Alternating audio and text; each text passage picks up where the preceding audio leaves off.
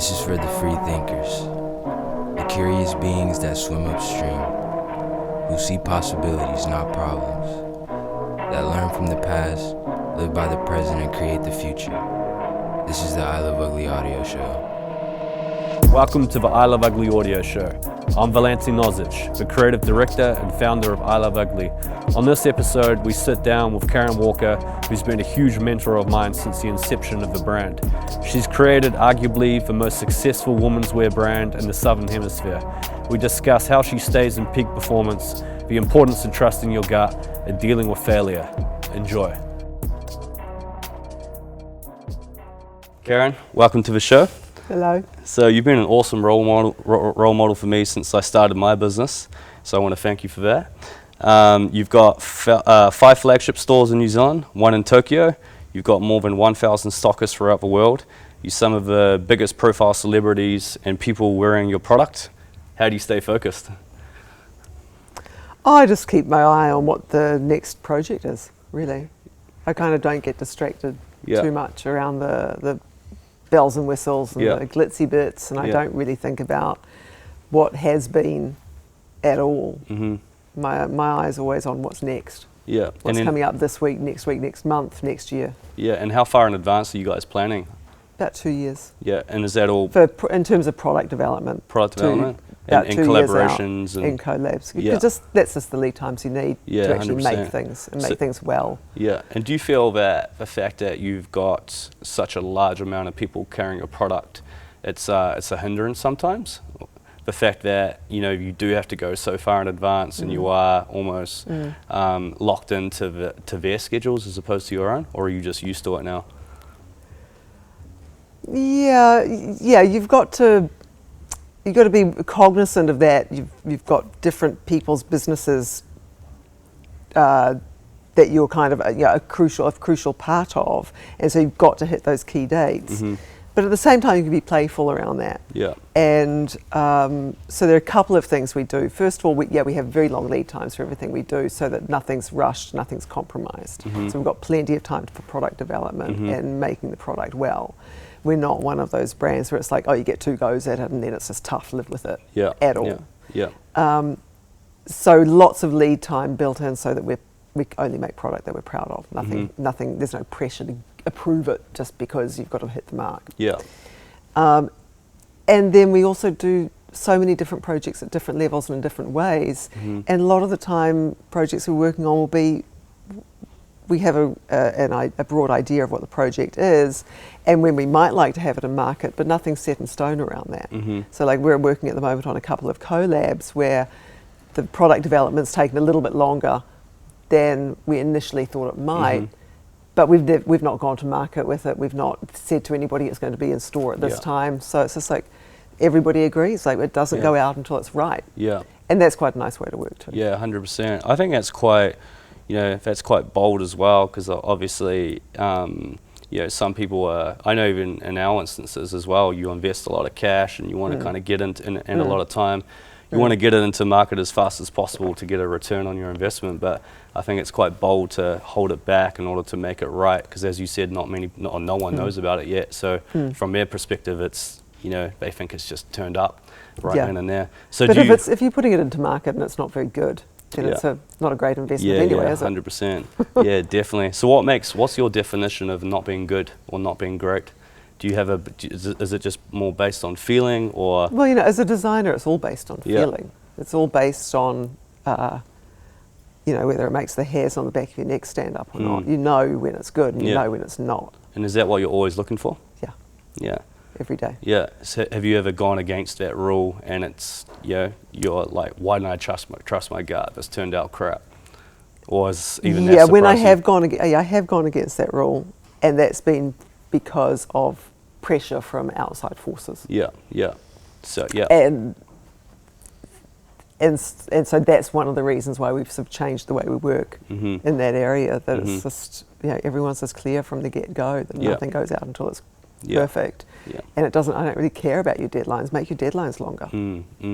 Definitely. So have you, obviously, fashion's changed quite a bit in terms of in terms of seasons, and you've got fast fashion, and you've got e-com, and people's expectations of things being quicker. Have you guys just stuck to you and stuck to your knitting, or have you tried to speed things up or slow things down, or how does that work? Are you still doing 4 seasons a year for your garments? Yeah, for our ready-to-wear, we do 4 seasons a year, and they're all quite small, like 50 pieces in each collection.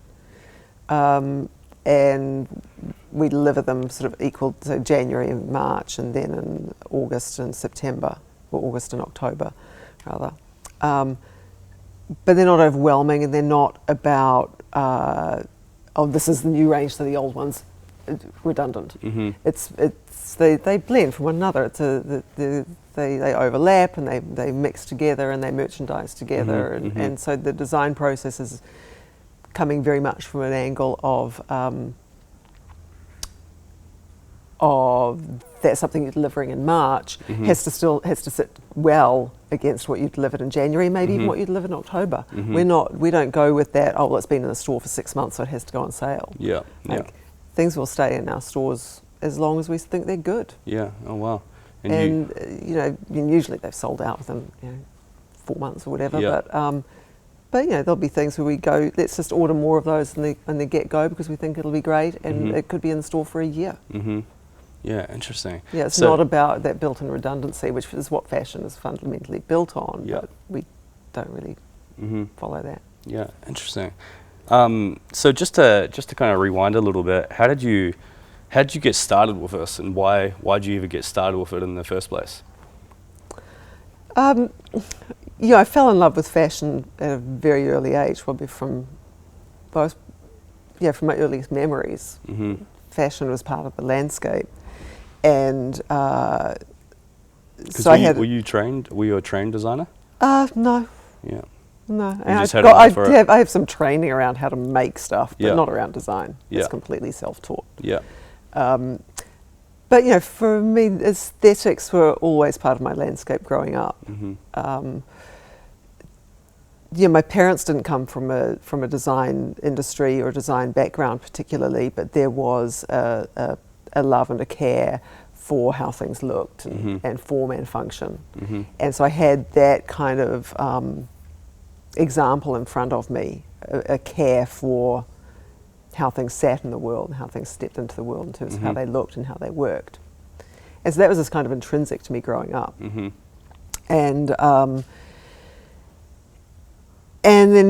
also I fell in love very early with the idea of actually being able to make something, of having an idea and executing it. And I can thank my grandmother for that, who showed me how to make a circular skirt for my Barbie doll when I was 7.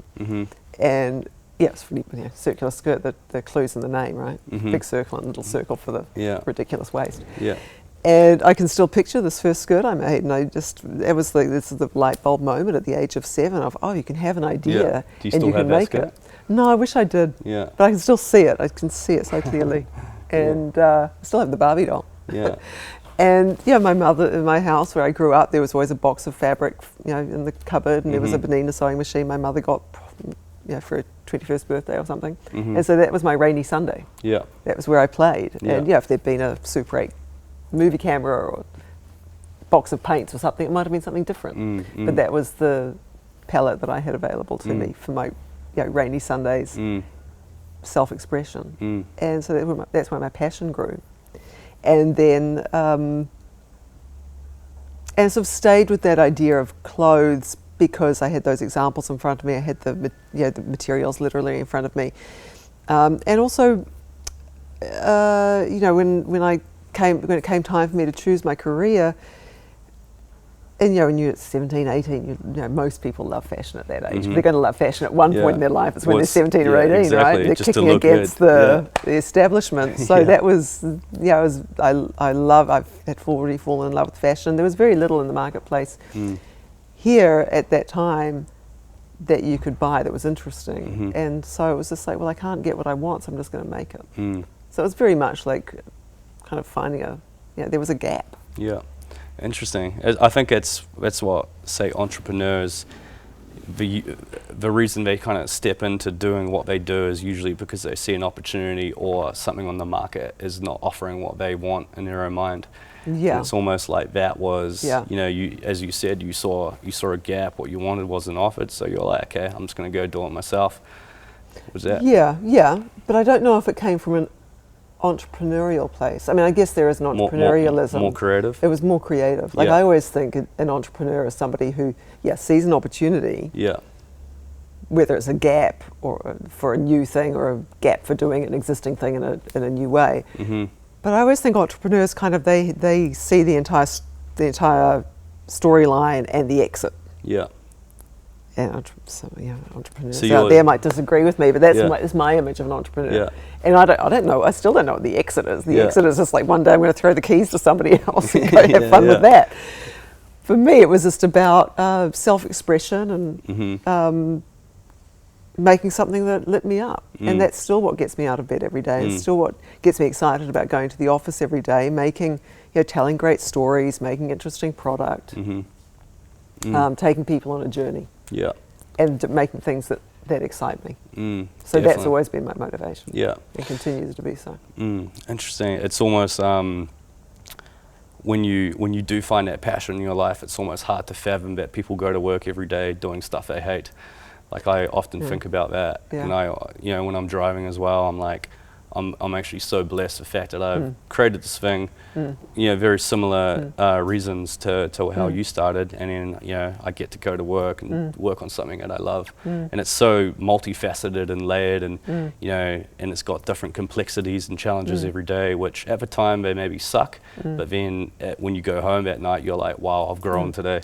I've challenged myself. I've done something that I haven't done that I probably wouldn't be able to do if I was working for somebody else. And I think that is quite special as well. And also you can create your environment and your story in whatever way you want. Definitely. And yeah, as you said, people love stories. And I think, especially nowadays, it's probably more valid than ever, is I think gone are the days where, and you may disagree, but I feel that gone are the days where you can just put a product out and sell it for just what it looks like. I feel people still want to know. That'd be nice, wouldn't it? Yeah, it would be very nice. Yeah. Just get a beautiful model, beautiful photographer. I don't think you can do that in any category. Yeah, in the fashion definitely. business. And then but as you said, it's all about the stories. People want to buy into the stories and your ethos and your philosophy, what you believe in as a person. I think that's that's a real key and fundamental. how you make them feel. Yeah, exactly. Because that's what fashion's about, correct? Like people putting on the clothes and you make them feel different. 100%. When you use an Apple product, you feel more inspired. When you wear Nike shoes, or you feel like an athlete. That's right. And I think that's like there's a whole psychological element. I think and every good product or good brand or true brand does that. Makes you feel in a certain way. Yeah. So what's a feeling women wear when they wear Karen Walker? I think it's about a level of. I always say when people say who wears your product, I'm always like, well, it's the most interesting girl in the room.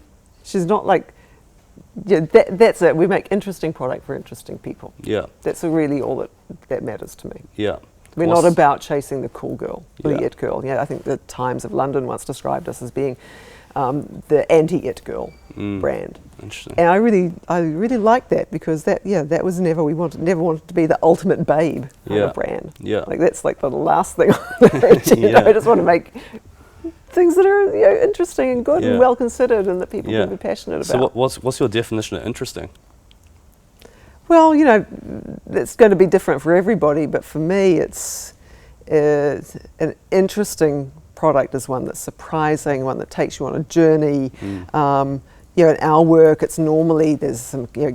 It's kind of about clashing of extremes often in our work and our aesthetic, and that was there from day one. From the very first product I made for a friend and a band was a man-style shirt, but in Liberty print cotton with a floral, like a little ditzy floral on it. So it was that masculinity and femininity, which is still virtually everything we do today. Yeah. It's that throwing together of extremes, luxury and street, high-low, feminine, masculine, what have you, and that's always what attracts me in any really any design area.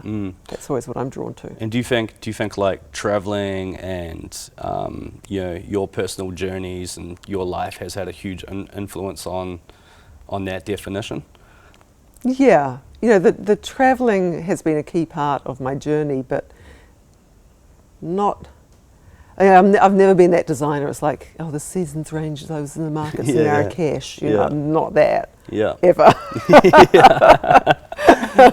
Or there's a lady in Paris and yawn.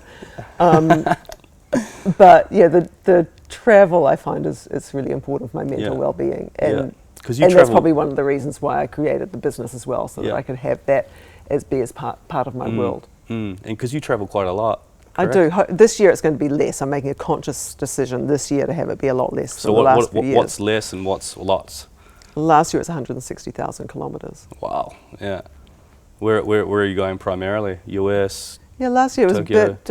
a bit in the States, but in China, UK, Australia, a lot around New Zealand actually last year. A lot. And what's all those trips for? Are you meeting clients? Are you factories? Last year it was mainly, it was all sorts of things. Well, I went to London for the thing we did with Buckingham Palace, with our Cook Islands ladies, with our dress we did, which was amazing. That was a really nice way to go to London, just go and hang out at Buckingham Palace and drink champagne and hang out with friends. Not many people get to do that. No, and I'll never get the chance again, so that's why I did it. Went to New York for, we did a big project with Madewell, so I went to New York for some press events around that, and some eyewear business, and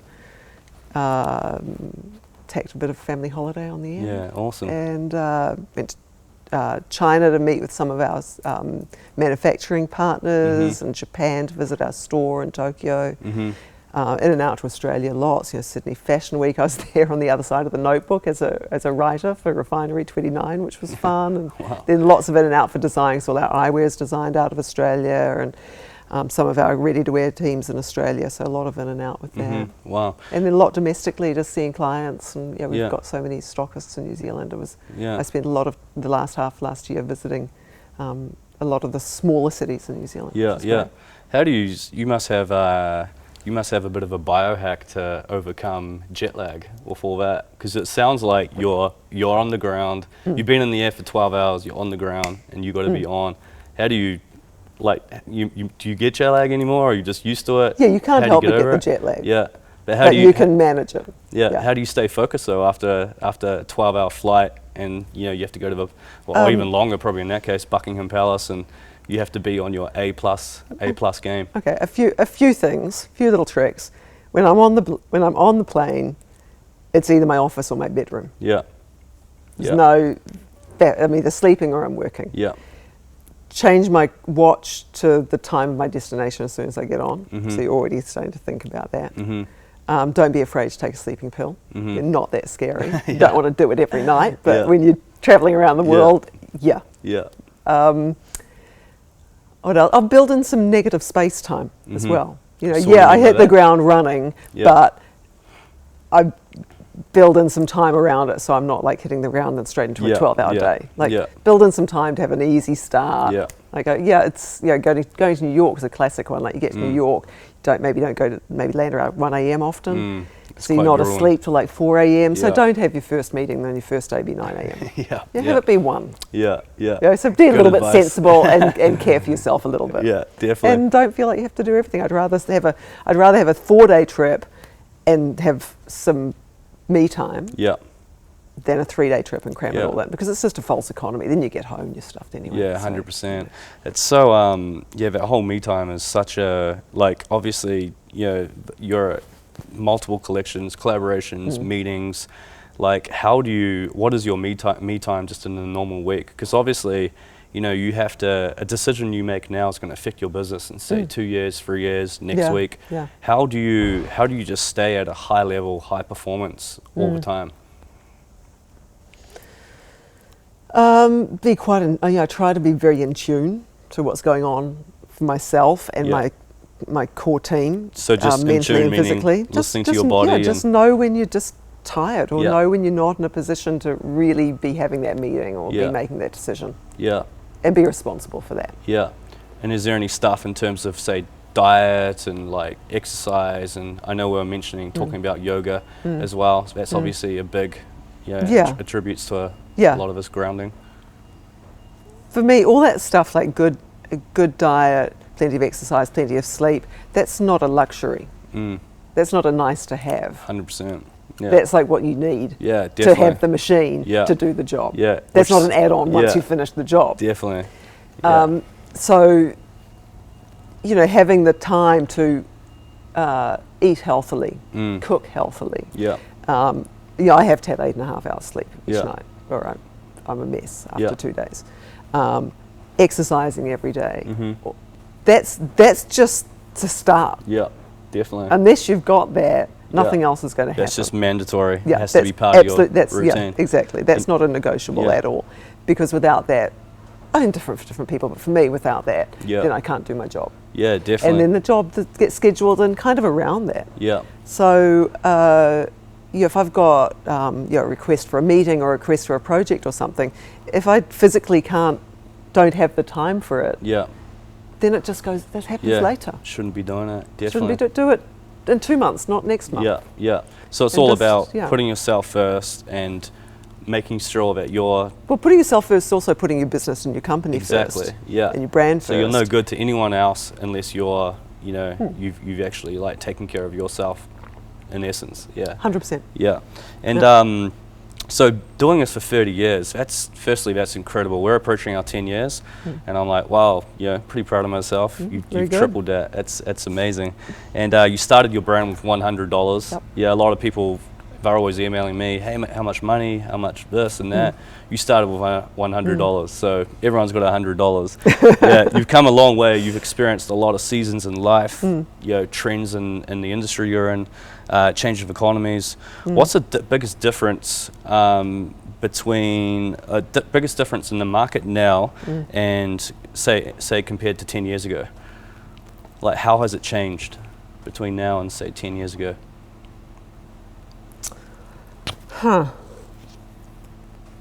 I think it's much less about, I think 10 years ago we were still kind of in the middle of this me, now, new moment. It was still coming out of the tail end of that. Yeah. And, wanting you because I want you. Or whatever, that whole disposability. Meaning like? I think we were still like, that was kind of the driving focus, I think, behind fashion. And now, it's a completely different landscape in every category, fashion, food, whatever. It's much more thoughtful and thinking about the bigger picture of the world. Yeah, definitely. And do you think... So I think that's probably the biggest change. And then you've got, the internet and blah, blah, blah. That's just a given. But I think that just people's approach around their consumption has really fundamentally changed. So people are just a lot more conscious, just what they put on their body, the clothing they wear. And whether they even need it. Yeah, yeah. Which is great. Yeah, yeah. Because none of it, we're not in the business of making more stuff, like just for the sake of it. Yeah. So I want to see people wearing products that they bought from us 10, 20 years ago. Yeah, yeah. And I see it a lot and hear those stories a lot. Yeah. Because I'm in the business of telling stories ultimately. Yeah, definitely. And making fantastic products that last forever. Yeah. And yeah, because I think so based on that, how do you think even the fast fashion chains, how do you think they're going to react to it? Or do you feel there's always going to be a place in the market for those guys? Don't know, don't care. Yeah. Yeah. I just do what I do. I'm sure they've got millions of people in the fast fashion world figuring that little number out. But for me, it's just like, I just stay in my lane and worry about what I'm doing, which is just focus on the quality of design, the quality of the product, and storytelling. Yeah, that's and do we love it? That's so important, right? Just if you focus on what everyone else is doing, all it's going to do is harm your own business. So you got to put those blinders on and just tunnel vision and just go for it. I'm kind of a big believer in staying in your lane. Yeah, I agree. Be creative, be open to opportunities, be looking for new ways of doing what you do, but know ultimately where you want to be and what your thing is. Yeah. And do it really well. Yeah. Yeah, I agree. Because otherwise, you can get very distracted very easily. Very. Well, there's a lot. The world's going to distract you with as many things as it can, and it's almost like you need focus to stay focused. You need a lot of energy to stay focused. Yeah. Obviously, you you really need do. to have a bit of an awareness to see your surroundings. It's almost like being streetwise. Yeah. But then, when it comes to what you're doing, stick in your lane. And I know even for us, there's a lot of trends that we could have been catching and this and that, but it's like, end of the day, it's not us. And maybe you'll miss out on, you're not going to be the flavor of the month for the brand where people are going to wait in line for 2 days to buy your t-shirt, your $40 t-shirt. But I think long term, if you maintain your integrity and stay loyal to yourself and also to your customers, I think it's gonna play out long term. And obviously, you're a case in point of that. You guys have just you haven't done anything for the quick win or to get the quick cash grab. You're constantly thinking long term, and was that always a skill? Like, was that always something that you had in you, or did you at some point in time break your own rules and try to go for the quick win and it stung you? No, nobody's ever come to us and said, "Here's a big pile of cash. Do you want it? All you have to do is this." Everything we've done, we've had to work really hard for. Yep. There's no quick win, Yep. really. I don't think in any business. Yeah. You have to work hard for it and be authentic about it and be honest. And there's no point doing it unless it's real. And easy to get distracted. Yeah. So you're right, you have to really focus on your focus. But one of the great things about having it be your own brand and your own company is that in your gut whether it's you or not. Yeah. And it's helpful if you can show to your team members, show to your community, your customers what that looks like, feels like, smells like. Yeah. Yeah. But ultimately for you, it down here, whether it's you or not. And so you don't need to have lots of conversations or, a brand file that big, to say this is what we are. You just kind of know it. Yeah. And whether it feels right or not. Yeah. It's amazing that feeling that and almost second brain in your gut, how 100%. a lot of people ignore it. And also it can be a great guiding or compass, like for your life in general. Like if you want to take a bold risk, like buying a house or moving overseas or this or that, also trusting that gut as well, which you can kind of because I know even for us, like when things went a bit pear-shaped for us in 2017, in my gut, I almost knew it was going to happen before it happened, but I kind of ignored it because I was too scared to actually face it and deal with it. And is there, like, even for that, in terms of failures, because obviously you can't be successful without having a number of different failures. Do you have a favorite failure that you think just redefined who you are and what you are as a brand? Yeah, you're right. You don't just trot through the years with all successes and no losses, right? Just big smile on your face. Yeah, everything's it looks like you've come out of a Gucci ad. Yeah, that's right. Wind blowing in your hair.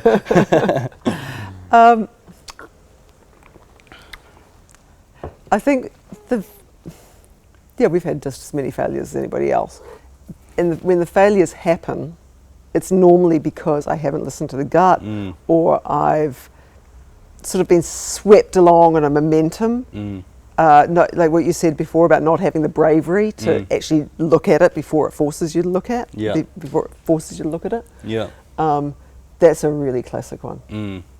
That kind of, and I think in fashion, so much of it is about moments of euphoria and these supernova moments where people get really excited about something. And you want your customers and community to be excited about what you do. But you have to recognise when it's a fleeting moment, a fleeting moment of euphoria, and not. Yeah. And so we've had a few moments where it's like a particular product's just taken off, and you make the mistake of thinking, oh, well, that's great. It's just going to keep going. Yeah, yeah. That's fantastic. We can always count on that. Yeah. We're It's going to last forever. It's 5% up every year. Yeah, you know, yeah. Right. You know, so, and that's not how it works. A lot. Yeah. Sometimes you get that classic product that will just grow slowly, or always Yeah. be.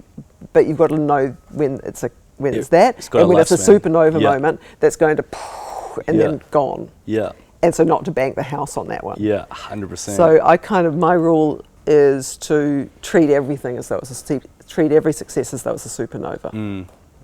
That tomorrow won't be there. Yeah, that's a great approach, because it's so interesting for human psychology, where when you do have a success or you have a win, you think it's going to last forever. But same said, if you're in the trenches and you're failing, you're like, shit, this is going to last forever. And I guess there's a season for everything. It's just really identifying and knowing that, you know, these, you know, just knowing those checkpoints and when to be like, okay, cool, let's not bet the house on this. Let's start to It's innovate, nice, we'll take it, but Yeah. let's not think that Let's- this is let's not going to be yeah. real for the next 10 years. Yeah, definitely. It's a tough one, eh? Just to switch it up, what's your thoughts when I emailed you and I said, hey Karen, we're starting a podcast. I'd love to interview you. You're a high-end womenswear brand. We're a premium streetwear men's brand. And why did you take the interview? Oh, firstly, what did you think? What came to your mind? And also, why did you say yes to the interview? I thought it made total sense that you were doing that because your brand, and you having known you personally for a long time, you're always stepping into the unknown and kind of recreating yourself while staying true to yourself. You know, so there were no surprises there. Yeah. And said yes because I like you. I always enjoy our chats. Yeah. And why not let the whole world enjoy it too? yeah, exactly. Because when I emailed, I was like, is she gonna do it? You know, but I think it's great. So I really appreciate it. I think it's great. And just to explain, I feel that, you know, no matter almost what industry you're doing, if you're doing something that's ambitious and you're doing something that's you know, creating amazing products that, you know, people can get a lot of passion and joy from, I think there's a lot of similarities to, you know, no matter what you're doing. Like, you know, we're interviewing people, athletes, all sorts, musicians, and then it's the same thing. What I found, the patterns which I found while interviewing people is, you know, we're all, you know, successful driven people are all wired quite similar. You know, they've all got their own little things. They know the cues. They know that things don't last, good times don't last forever. They always protect themselves that if the worst comes, they make sure that it's not going to destroy everything. That's what I've noticed, which is quite fascinating. Would you kind of agree with that? Obviously, you've met some amazing people over the years as well. What do you think is a common thread between all the, you know, successful or people that you admire? What's the common threads between all of them? I think a lot of the time it's Would you like some water as well? More water? yeah, that'd be awesome. Yeah. I think a lot of the time it's that passion, that Yeah. just unquenchable passion, Yeah. and that just knowing intrinsically what is right for the brand or for the company. I think that's, and we're talking, it's a common thread in what we're talking about. But I think that in the people I know have met over the years who are successful in their fields, that's what I see. Just they just know intrinsically what's right for what they're doing. Don't have to run it by 25 focus groups. Yeah. So true. And do you think passion is you're born with it, or do you think you can learn it? Passion and hunger. I think you're born with it, but you still have to find what triggers it for you. Yeah. Yeah, any of us could have ended up working in an area that we weren't passionate about. Yeah. And once again, it's bravery, so it's got right? to, Because you can have passion, but you almost let it die or go dormant within you. But you also need to combine it with being brave and just yeah. That's what I found. Because I know a lot of passionate, amazing. Still got to do something with it. Yeah, and they're at their. Thank you. You know, they're doing their job or they hate, or you know, they just complain. Yeah. It's like, just do it. Just you know. Or if you're not, if your circumstances don't allow for you to do it, Yeah. do your job, do whatever it takes to put food on the table, Yeah. and show your passion in some other field. Yeah. Allow that to come out in some other way. Mm. Yeah, not everybody finds themselves in a situation where they can make their dreams come true. Yeah, very Yeah, true. we're lucky. Yeah, yeah, And that doesn't mean that it's just We're happened by lucky, but- chance. You yeah. still make you kind of. Yeah. Neither of us were passive, yeah, but not everybody has yeah. has whatever Definitely. the starting point was, or the Yeah, or for sure. ongoingly. But you Yeah. can still be passionate, whether it's your job or not. You can still have that thing that you're passionate about. Yeah, interesting. And what's your definition of success? So what's your definition of someone that you think is that person's successful? It's easy. Go when you turn the light off at night, Yeah, and when it's just you and the pillow, yeah. not being afraid of Yeah. the next day. And you can just sleep You peacefully. can just sleep peacefully. Yeah. It's that like, oh God, now I've got to turn the light out and those demons are going to come out. And Yeah. whatever's lurking in that I'm terrified of Yeah. tomorrow or next week or next year. Yeah. It's not having those. Was there a point in your career where it's just like you clicked and you're like, shit, I'm so blessed. Like, I'm so lucky. Yeah. Because obviously there've been lots of moments where those sort of pinch me moments of having made it, to the next stage, or realizing you're going to bed at night, not being scared of the next day. Been loads and loads of those moments, those pinch me moments. But being in business and having a brand, there are always challenges and there are always scary things. Does it consume you 24/7, or have you learnt to switch off at night once you leave the office? No, Because obviously you live. It's there 24/7. Yeah, But in a controlled way. yeah.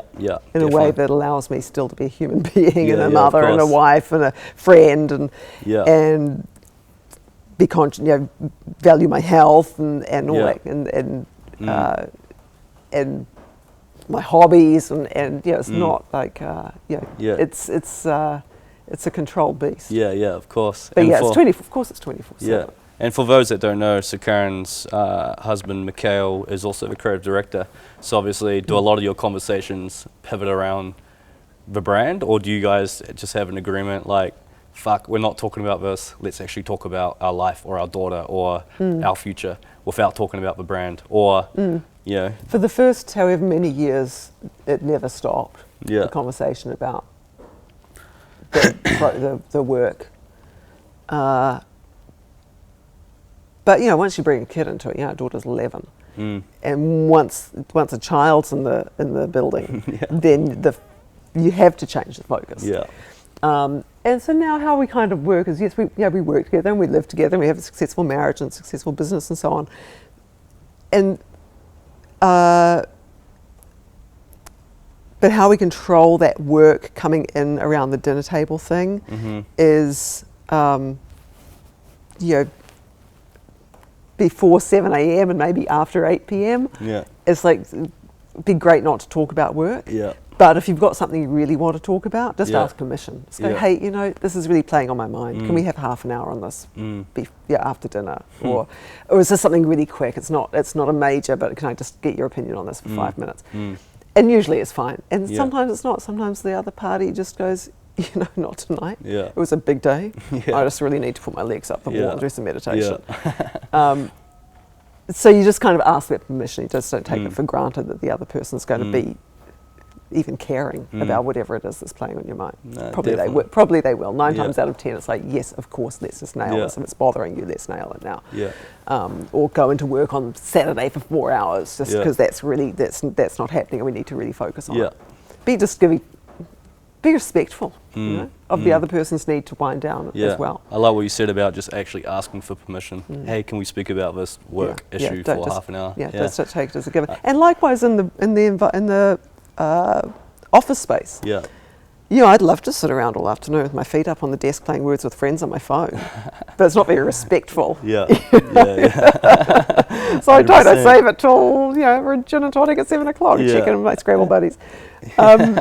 But so it goes both ways. It's that about respecting the other person's skills and time and mental well-being. Definitely. Yeah, last night I had a exact example of that. I had a media day, as I mentioned before the interview.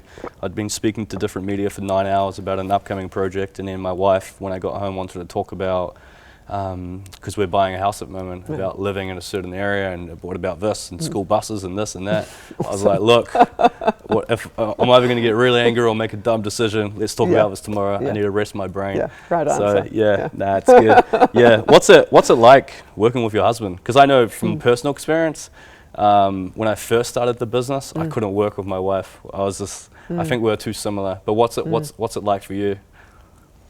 It's good. It's all I've ever known. Yeah. So I can't compare it to anything else. But it's only good because he's good at what he does. Do you still put pressure on him? Like, ideas are not good? Oh, Step it yeah. up? And he hates that. He doesn't react well at all if you say you don't like the idea. It's a real trigger point for him. Hopefully I'm learning after 30 years of how to do that in a way that I get the best out of him. No, it's good. It's good because he is very gifted at what he does. You know, it's not like, oh my God, I've got 30 years of this deadbeat hanging around. Thinks he's creative director, but actually he's extremely good at what he does. And really, really cares. Really cares. So that's great, and that's not a given that you're going to find that. So not every couple will be able to work together. Yeah, I agree. 100% agree. But for us, it works. I think it's very admirable when you do see it, because how cool would that be? You know, you can work with each other all day, and sort things, and it's great. And it allows for such shortcuts too. Yeah, when it's your partner there in the room with you, you kind of, you love them and you respect them, hopefully. Yeah.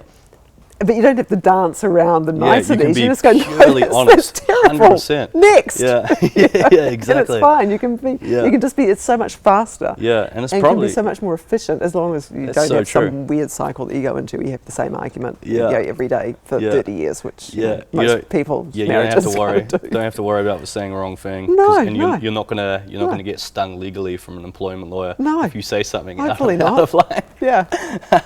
Hopefully not. And I always say the secret to a long and happy marriage and a long and happy marriage in the workplace is sitting within kicking distance. That's so this is like we can be more honest with each other than with anybody else, and more forthright and blunt and straight to the point, but still respect and love and show kindness. No, that's awesome. Kind of what I am for. And does your daughter have expressed any interest of working in the business? No, she doesn't show any interest in fashion, but she did say to me the other day that she wants to do something creative that's reasonably well paid. Well, don't we all? God.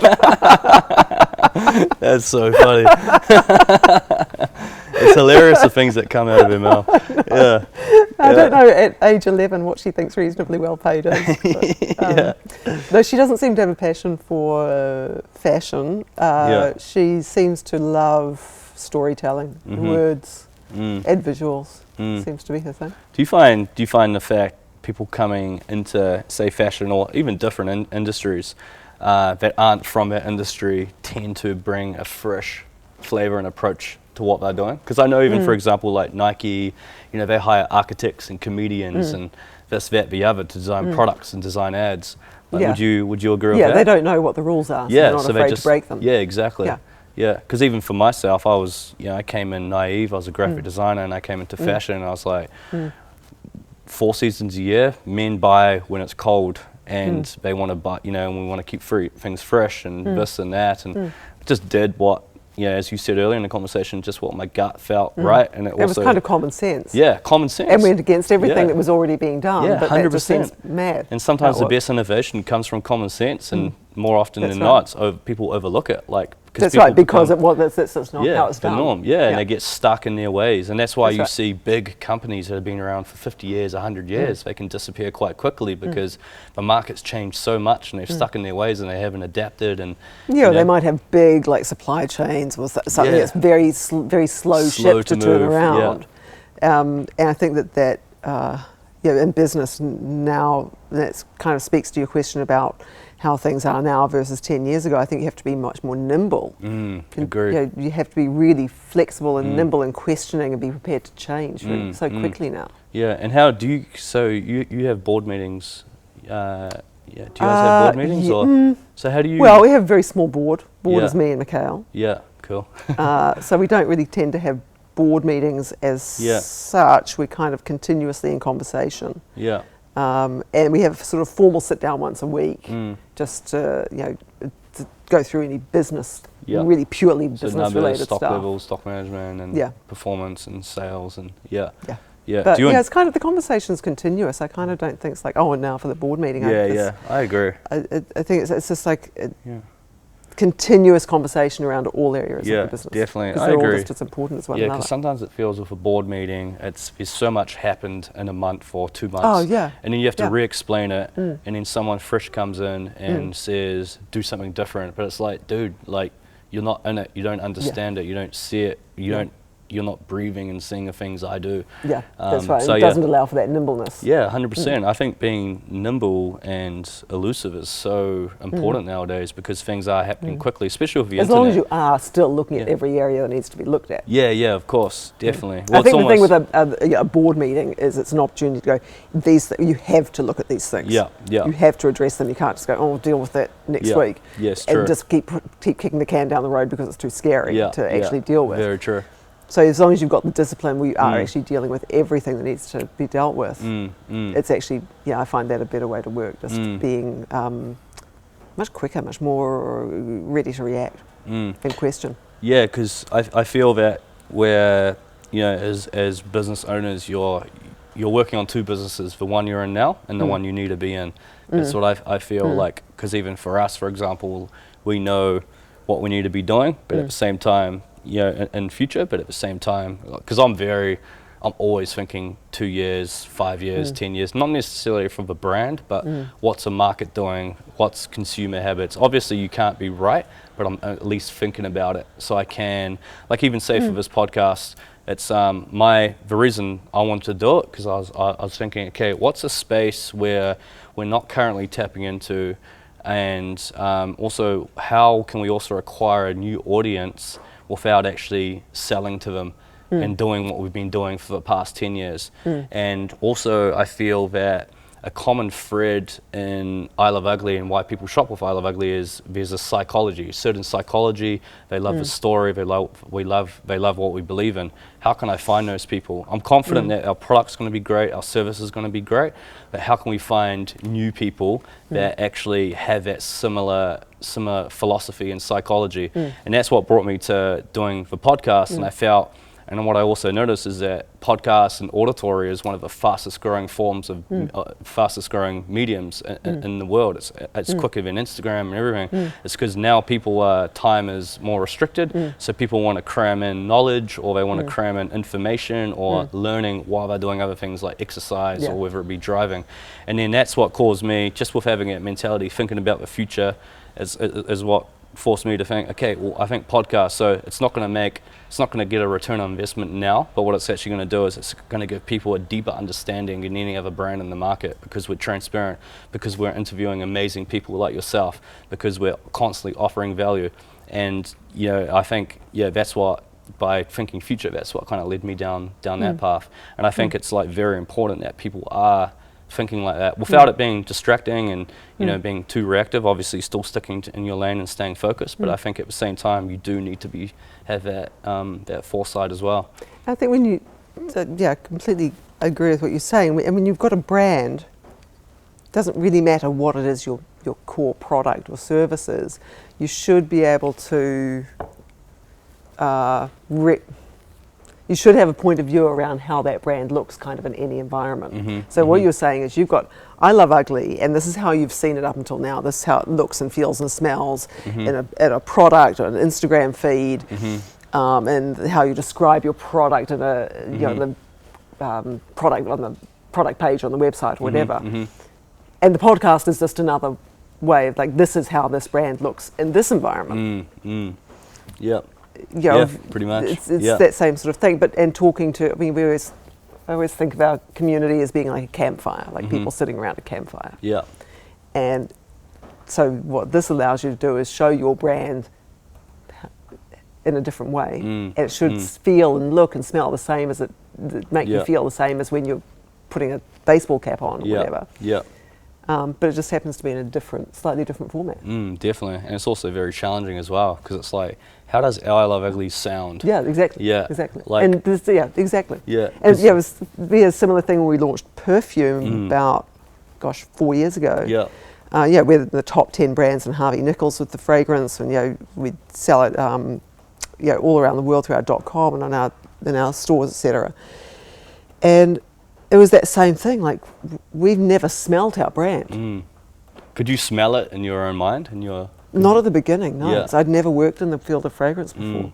But then we partnered with really great people who have made some of the best fragrances in the world. Yeah. We worked out of South France and Grasse, Yeah. where fragrance was invented, and so I was able to really have to throw myself into it full immersion, but work with really, really great noses. To go, well, this is what the brand looks like. Yeah. This is how it sounds like in words. This is how it looks like in visuals or in product. This is the story we want to tell. What does it smell like? So it's exactly the same what you're doing. So what does it sound like? Yeah, that's so interesting. It's actually, you almost have to become a practical psychologist, because you're, or just understanding the way the mind, almost how the mind works, like make sense of it. Or just trust your gut. Yeah, trust your gut, yeah. So did you just smell that smell and you're like, yeah, that's it, that's the smell of Karen Walker? No, I think there were about something, because we launched initially with a trio, A, B and C. And I think to get to that trio, there were like maybe 450 Samples? tests that we went through. Yeah. Each one of them finally, I think each one of A, B and C went through maybe 25 different versions. Yeah. From the first one to the last one. It's about 2 years in development. Yeah. Takes a lot. Fragrance takes a long time. 100%. And with fragrance also, because it might be around for a long time. Hopefully it's around for 100 years, right? 100%. So you've got to really, you don't muck around with it. You take the time, you make it good. And as you said before, no one knows you're doing it, so just take your time, do it right. Yeah, and now we've got A, B, C, we've done High there, we did Runaway Azure for Christmas, and we just for summer, and we just launched our first men's one, Monumental. Oh wow, yeah. Should have brought one for you. Yeah, I'd love to. I love to smell it. You like it? Is that kind of like a segue into possibly going into men's, or do you just kind of stick into men's for accessories? I guess just accessories can be so. We do the unisex. Monumental eyewear for guys. Yeah. And so then we wanted to do the Monumental fragrance for guys as well, but girls wear it. I've been wearing it a lot. And no plans to do any ready to wear for guys at this point. What I've always found intriguing and super smart about your business model is for products, and correct me if I'm wrong, products like fragrance, homewares, shoes, handbags, you've structured license deals. Is that correct? For some of those. For some of those. Sometimes we'll work in a partnership with people who are really experts in that area. So it's like when we came in to find jewellery 15 so years ago, I didn't know anything about diamonds. Or it's like, what's a carat? Explain. Or gold. It kind of, it was very, very, all my knowledge was very much at a lay level. And you can learn, but it actually is probably best just to learn and partner with people who really know this stuff. Stick to the specialists. So in the really tricky, the really complex, very specialised areas where you really need to know your stuff and have a really great machine around you, like fragrance, eyewear, fine jewellery. Those areas we've partnered with people who really know their stuff. Like the people we've partnered with to make all our jewellery for us, they've been in business 70 years. Yeah. With our fragrance, like we've worked with a few different houses in Grasse, and they've been around since like 1800s, 1700s. Definitely. So it's like you really just, I'm not going to be mixing it in my bathtub. You want to work with people who really, really know their 100%. stuff. 100%. Work with a specialist and put your fingerprint on it. Yeah. Right. It's quite fun. But for the ready to wear, wear those specialists. We've got a team in our atelier here in Auckland who, between them, probably got like 150 years of experience. Wow. Yeah. developing patterns, making Yeah. samples, like at that Yeah. really high end. Yeah, interesting. So we have that. And do you feel, and you don't have to disclose if you don't want to, we can cut it, but so the revenue 30 million, is it now? Is it? That's all Yeah. my business. Yeah, no, it's all good. Yeah, and in terms of the actual license part of it, that must be it must be a great way where you can basically, as you said, work with a pre-existing specialist manufacturer, put your fingerprint on it, and also tap into new channels through their distribution as well. Would that be correct? Yeah, Or on do a you good just- day when it's working. Yeah, or do you just Yeah. stick to your own 1,000 or so stockists? Well, no, we're in so many different categories, and different categories are in different markets with different stockists. Mhm. So, like there'll be, like Harvey Nichols, for instance, we only sell the fragrance there. Barney's, we only sell the eyewear there. Yeah. So different. Not every door that we sell to has everything that we make. Yeah. They'll have Yeah. the ones that are right for them and Yeah. right for us. Yeah. For them to have And what's your biggest channel? Is it online? E-com? Like in terms of, is it your best store? Just, saying it's like a bricks and mortar? No, but it's in the top two. Yeah.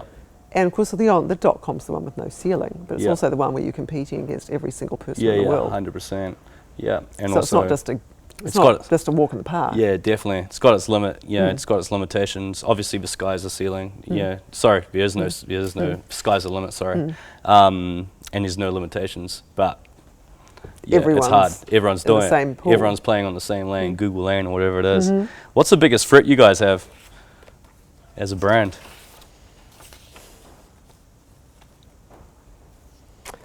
You never. There's that whole thing about the company that's going to put you out of business is starting right now in a garage down the road. Yeah.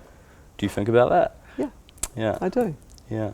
Yeah, I think the biggest threat to any brand that's coming from a fashion perspective, whether it's something you put on your back or not, is staying relevant, staying interesting and relevant and Yeah. desirable, Yeah. and across multi-generational as well. Yeah, you're at that point now. You've been in business 10 years, so how do you not Yeah. become? Oh, that was the brand my dad used to like. Yeah, yeah, exactly. How do you do that? Just if you could give me give me some tips on that, because you've got Don't stand still. yeah, And don't become lazy with your product yeah. development. So do you still have to factor in, the woman? So you started 30 years ago. The woman at that point is now 30 years older, and you've also got 18-year-olds that are being Hopefully, yeah. introduced. And younger. Yeah. Do you We'll keep, talk to anybody. I don't care what age they are. Yeah. But yeah, But do you keep how those- do you not become? Yeah. Oh, that's my brand. It's a brand my mum used to like. Yeah, yeah, of course. And that's just, as you said, fresh, relevant. Trust your gut, test, just put it out there. Yeah, and don't get old. Yeah. Mm. That's not. That's not to say we're only interested in young people. Yeah. We're interested in young people of any age. Mm. Youth isn't. Yeah. It's how you go Yeah. and walk through life. It's not what's on your birth So- certificate. So it's just about for us. It's different for every band, but for us, it's about just staying interesting and caring about the product and Yeah. not becoming complacent about it. Definitely. I think you can really tell when you see a product with love being put into it. Yes, you can. Yeah, it sounds bizarre, but you can. You What absolutely can. what does a day in the life look like for Karen Walker? Like, obviously, there's so many moving parts and components in the business. You can't be involved with everything. Are you just a decision maker, what does a day look like from the moment you get up? What do you have for breakfast? What do you do? What do you tell yourself to when you put your head on the pillow at night? Every day's a bit different, isn't it? But we're early to get up and early to Yeah. go to bed. What time do you in get our up? house. This morning it was 5:30, Yeah, but usually it's 6:30. yeah, And then I like to be in bed by 9 with a book and lights Wow. out by 9:30. yeah. Non-fiction, fiction. A bit of everything. Yeah. At the moment, I'm on a David Sedaris gig at the moment. Who's David Sedaris? He's the essayist, American essayist. Oh wow. I really liked Calypso, which was his latest one he put out Yeah. end of last year. And so now I've gone back and rereading everything of his Yeah. because I remembered how much I love him. Yeah. And my daughter really loved it, so we just got everything. We've got a bookshop in one of our stores. Yeah, yeah. And Play Park? In Play Park. Newmarket? So which was a really great way to increase my reading yeah, pile. yeah, of course. If you're going to recommend it, you got to read it. Yeah, exactly. So yeah, we're early to bed and early to get up in our house. Breakfast, either it's a green smoothie or a piece of Vogel's with honey on it. We've got bees, and we just had a harvest. We harvested 25 kilos from our hives. Yeah. That's a lot of jars of honey. Yeah, that's a lot. Like that's the entire shelf in the pantry. No, we were thinking of doing a little fundraiser for the SPCA because I'm an ambassador for them. So we were thinking of like labeling it and selling it, and funds go to the SPCA. And it was my daughter's idea, and so I said, okay, here are the sticky labels. You write on them, and then we'll find just friends and family who'll buy them. Yeah. And those labels are still sitting on the kitchen bench 2 weeks later, so we'll see how that goes. Well, as she said, she wants to make money, but not too strenuous. Yeah, exactly. Reasonably well paid. Normally it's a couple of pieces of Vogel's with some of our home, our own bees, honey. Yeah. Bus stop drop off for school 7:30, and then it's usually a dog walk. Like I'll take the dog for a run or a walk at one of the local dog parks, and at my desk by 8:30. Yeah. And then it's just in the office through till 4, 5, 6. Yeah. And is it when and you're that in might the office? That's design time, that's fittings, that's looking at sketches, that's meetings, media. Yeah. It's So a lot of running a decisions. business, running a design room. Yeah. Just sometimes it's just like everybody leave me the hell alone and let me just get in with my in tray and get that dealt with. Yeah, definitely. And then I like to make a nice meal. I like to go for another dog walk at the end of the day. Maybe have 20 minutes in the pool. Yeah. Sounds It's nice. it's really dull, really. Yeah. And But saying it's interesting. People think that they just think, people of your level and stature would do something just wild. I do some wild stuff. But nothing wild. For me it's cold showers and breathing. Oh, really? And, yeah. Cold showers. Been doing it every day for probably about 6 years. Yeah. It just wakes up my nervous system. Yeah. Because you feel I like to ease my nervous system awake, not I like jolt it awake. I'm pretty hard out. As soon as something I know it's going to benefit me in some way, shape or form, I just go all in. See, my nervous system, I need to work very hard to keep it down. Yeah. So, Sure. So that's where the yoga. I've been doing yoga for 20 years entirely to keep my nervous system at a calm, manageable level, and the cold showers probably would undo a lot of that. Yeah. So you can keep it's those. cool. I like that. It's cool. You how far are we in? Well, 1 hour. You're all good? Yep. You okay? Awesome. Enjoying yourself? Loving it. Yeah, I'm enjoying it. I'm learning a lot. You recently collaborated with Disney, and did you originally say no? Because they were being difficult? No, God, no. Oh, I thought, when Mickey Mouse I was rings like, up. whoa, you guys are bold. No, we didn't. The the immediate response was, yes, please. Yes, please win. But how did this come about? And how did it come about? Because obviously Disney, I think in my opinion, it's one of the biggest and greatest brands probably in the last 100 years, and just biggest brands in the world, top 10 for sure. How did that come about? Because that must have been... Well, Mickey and Minnie turned 90 in 2018, and so the Disney Corporation wanted to celebrate that. So they approached many different designers in many different markets and across many different categories to collaborate with them to celebrate the birthday. And they approached us to do something for the Australia-New Zealand market. But we were able to extend that into other markets as well, so we could offer the product to our stockists all around the world. So the initial response was yes, please, and then immediately the vision for me was, like within the first 2 minutes of the conversation, was taking Mickey and Minnie and letting them use our little runaway girl's bindle, stick and bindle. She's always walking off in profile, holding the stick and the bindle. And I just thought Mickey and Minnie would look great. And ran that by them, and they loved it. And that became the anchor of the collection. Wow. And of course, when you're working with Mickey and Minnie, it's like you've got so many different toys to play with. You've got 90 years of great graphics, got a fantastic colour palette, all sorts of shorthand ways in to tell who you're talking about, the ears, the spots, the colour palette, all that kind of stuff. So it was really great. So from a design brief, it was a very easy one to turn into reality. I bet. And it had that fun and that whimsy and sense of adventure and a sense of playfulness that is so intrinsic to our brand. So suitable, yeah.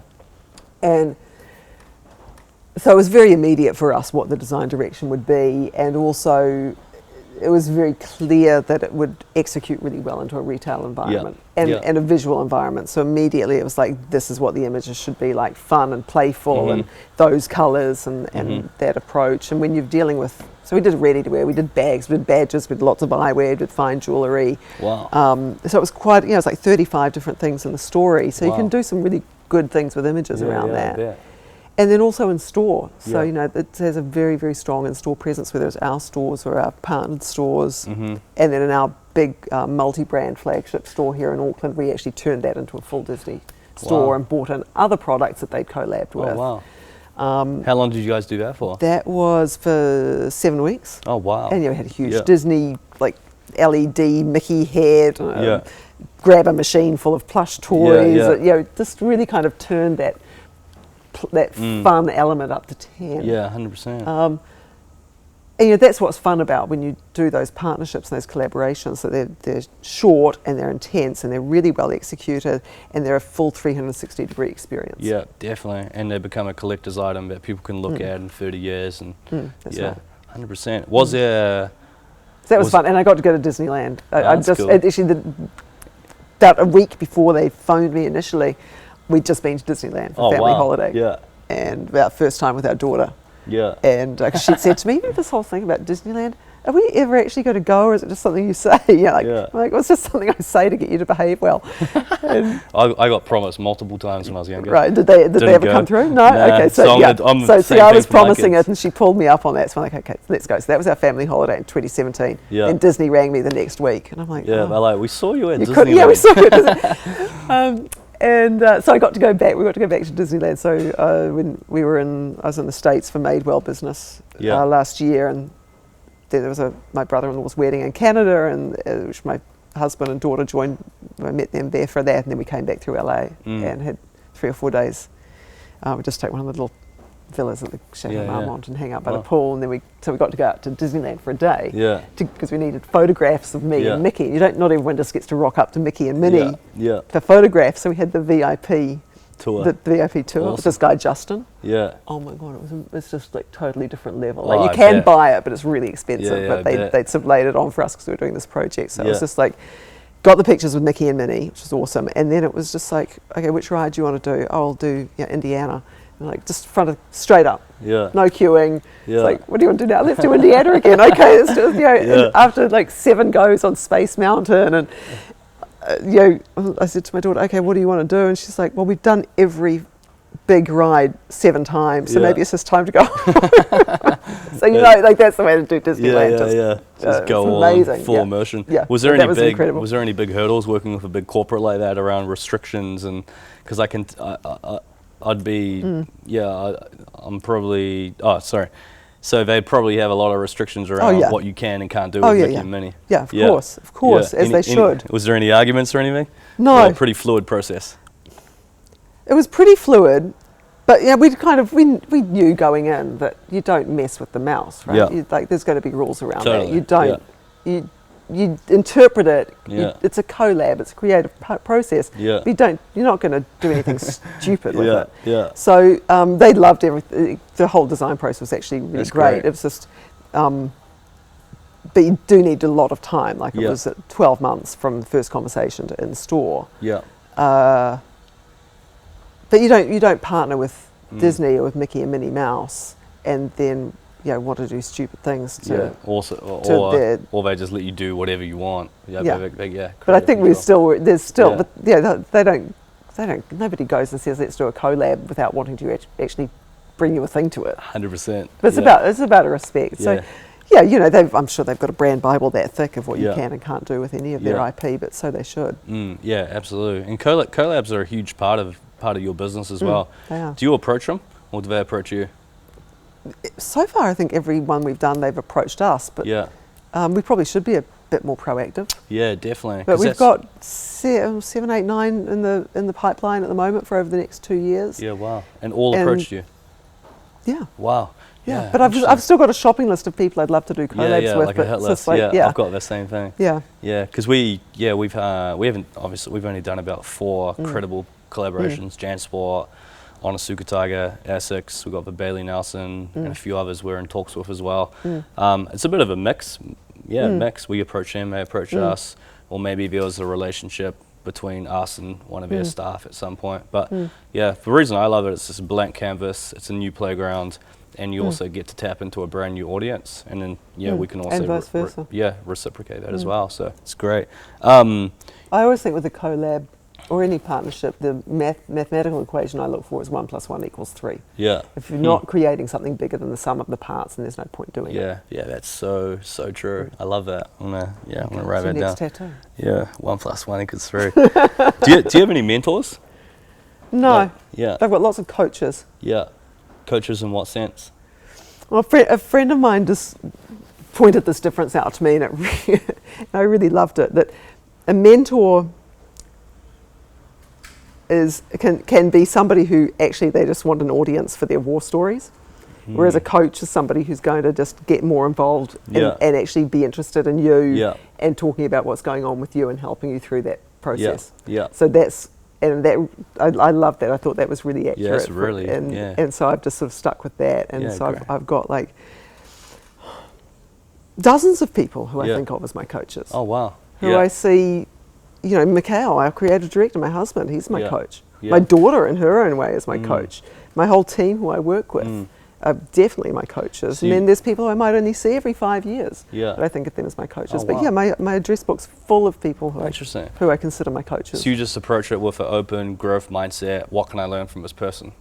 Is that how you, obviously certain people, it's like, how can this person coach me? No, I don't think of it that, I don't go into it with that level of agenda. Literally, yeah. It's more just like,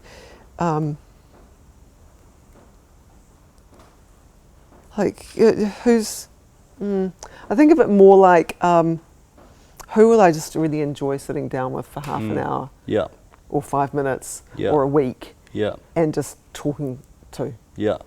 And come away feeling, lit up or inspired or improved or not deflated. Or no, sometimes deflated is what you need. Yeah. But not like. But do you feel empowered? Empowered. Yeah. So you come away with it. I was like, wow, this person's actually just improved my life, makes me feel better. Yeah. It's like that. Yeah. Yeah. Or it's just pulled me up on my bullshit or whatever definitely. it is. So, 100%. Has helped me in some way. Has coached me in some way. Yeah. That's what I look for. Yeah. And a lot of those people possibly don't even realize that they're my coaches. Interesting. Yeah, I've been very conscious of that, especially in the last 12 months of my life, and being very selective and actually just cancelling some people out of my life. Yeah, because it's like, they're not coaching me, they're not empowering me. Yeah. It's actually, which sounds real shit, but I feel you kind of have to do it. Yeah. I think you have to do it at some point. Like everything, right? You've got to clear out the closet. You went, do they tire or do they inspire? 100%. Right? And you got rid of the tire. Yeah, exactly. Which, you still keep them in your address book so you see if they're ringing you, though. Yeah, definitely. What do you think is what put you guys on the map? Like, was there any one thing or? No, it's like a million things. A million small successes and a million small failures. Yeah. I think a lot of, I think it's just being kind of being consistent. Yeah. Just plugging away the work. The work is sacred.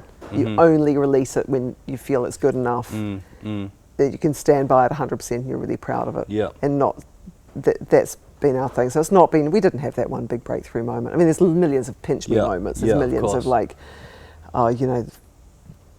first time a celebrity wore a product or whatever. There's millions of those. Does that help you guys much nowadays?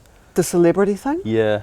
Yes and no. Sometimes it moves the needle. Sometimes it doesn't. Sometimes it's sort of a general brand thing. Sometimes you immediately sell out of a product. And other times it's just like, oh, that's nice. Stick it in the bottom drawer. Yeah, definitely. And is it a lot? It's different. It depends on the time, the product, the moment, the picture, the person. Who it is, where it is. Yeah. And do you think a lot to do with it is what you guys actually do with the image? Or is a lot of it just happen organically, or a bit of both? both. Yeah. Bit of both. Okay. Like sometimes sometimes the needle will move on a product and you don't even know why. We had a like a supernova moment a few months ago where suddenly overnight this particular pair of sunglasses sold like 15 pairs in one night, and it had sold like in the last 3 months before that it sold like 6 pairs. So it's like Why? that's Yeah. why that's not normal. Yeah. Like it's gone from just being like a Yeah. slow little trickler to something Yeah, huge. 100%. And it took us like 4 days to find out why. The Yeah. next night sold another 10. Wow. But you're not going, Well, it's that supernova moment, it's going, clearly this is a supernova. Let's not order 100 of them. Yeah. It's just, replenish and keep that going. And it was somebody with a fashion vlog talking about sunglasses, and we were like the 20th pair she was talking about. Wow. Like 25 minutes into the video. Yeah. That stuff's actually quite the fact when it comes from a person that is not from, say, I Love Ugly or Karen Walker, just a normal consumer. I feel nowadays that carries so much more weight because they're coming from an authentic place, especially when they tell you what they dislike about it as well. Yeah. Same thing for us. We had a moment on our website. It's like our website traffic's tripled. Why? Right. And we'll tracked it, and there's a huge forum called Reddit. Right. And someone in the streetwear community had posted something about a collection or something or other from a couple months ago, and it was all this traffic from that. Wow. And it was like that was far bigger impact than paying $3,000-$4,000 for Hypebeast to post it. Yeah. Where they're also posting 50 other things, and I think it's the fact that it's coming from an actual person. Yeah, it's authentic. Yeah, it's People, authentic. the consumer can smell it a million miles away when it's a pay for play. Yeah, definitely authenticity. Yeah, 100%. And do- did they all convert? Not all converted, but I think what happened But is some? converted, definitely. But I think it's eyeballs and it's attention, Yeah. which we're all fighting for. And you've got a 100%. whole, and it also just makes you realize again that the world's a big place, and you got another 6,000 people that have heard of you and visited your website and engaged with your brand in some And shape your or digital form. marketers now get to chase them around. Yeah, definitely. It's like he's licking his lips. Yeah, he's like, now I can get my targets. Yeah. Do you drink? So you drink coffee? Is that pretty important for your Only brain decaf, not real coffee. Oh, okay. So you like it for taste? One decaf a day. Yeah. Do you take any supplements or anything? No. Or yeah. Just a healthy diet, you don't need supplements. Yeah, that's amazing. What would you, just to wrap it up now, obviously I know you're really busy. I really appreciate your time. What would you say to your 20-year-old self? Buy No one- shares in Facebook? Yeah. I don't know. At Apple? Yeah. Did you have the opportunity at some point? Well, anyone had the opportunity to, Yeah. but not many of us were Yeah. smart enough to. But is there anything Wish I had. Is there anything like very specific, say not like, not investing or business or Right. finance, but something Oh, just it's all going to be okay. yeah. Don't sweat it. Yeah. Just see, love it. Just yeah. enjoy the ride. 'Cause that's all it is. I love it when people older than you tell you that, and I still haven't quite got what they're saying. Yeah, because I tell it to people as well, but I'm like, fuck, I can dish it. I don't know what I mean when I say it, but it's very But hard I to don't apply feel it yet. Yeah. Yeah. Yeah. Oh, that's cool. And so obviously our audience, your audience, you've got a lot of people that just love what you do for just you as a person, and you're very admired. And we've got a huge audience that's hungry to achieve their goals, to start that dream, start that label, solve a big problem or whatever. What's your advice to them before they start, so they don't go in there blind and they don't do anything stupid? What advice would you give? Everyone's going to do something stupid. But what's one bit of like really good advice that you'll save them, say, a whole bunch of mistakes? Only do it if you really, really, really, really love it. Yeah, cool, love it. Because you got it, Yeah. got it, or else it's going to just kill you. Yeah, 100% agree with that. Yeah, I nearly died a couple of times, and it's for love that pulled me through. Yeah. Awesome. Well, thanks so much, Karen. Hey, thank you. Yeah, that was super enjoyable. Yeah. Thank you everybody for listening. If you enjoyed this episode and found any type of value, please subscribe to our podcast, share with your friends, and give us a 5-star review on iTunes to be in the draw to win a $200 I Love Ugly gift voucher. We will be drawing a winner weekly. Good luck and see you on the next episode.